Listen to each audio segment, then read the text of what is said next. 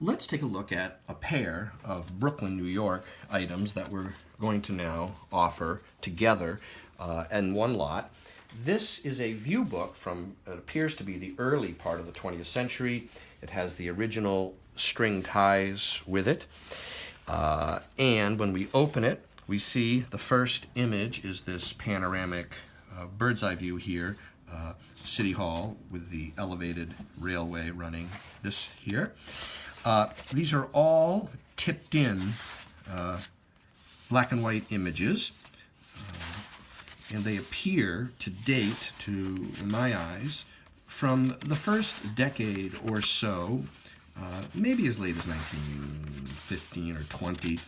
Items like this can be really difficult to date without some specific reference somewhere that gives it a specific date, because this style of printing existed for quite a span of time, from about roughly the 1890s through around the 1920s or so.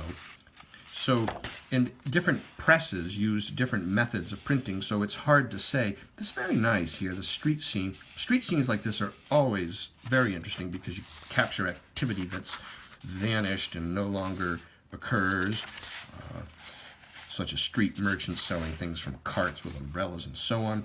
There's the Brooklyn Institute of Arts. And here's the inside of the conservatory. And here's the new East River Bridge, so that helps us to date it. But we'll say the first quarter of the 20th century. And so we've looked at each view in here.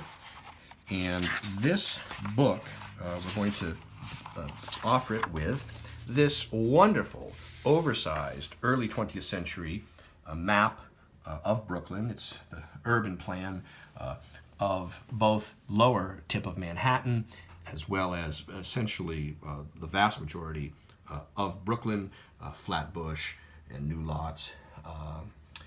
And what's interesting is that many of the piers all have numbers on them in the city of New York, but we see various features across the map. There's this inset over here at the right, and nice large size for framing. It'd be quite dramatic in a room. And this pair of Brooklyn items is now available online from me, Brian DeMambro.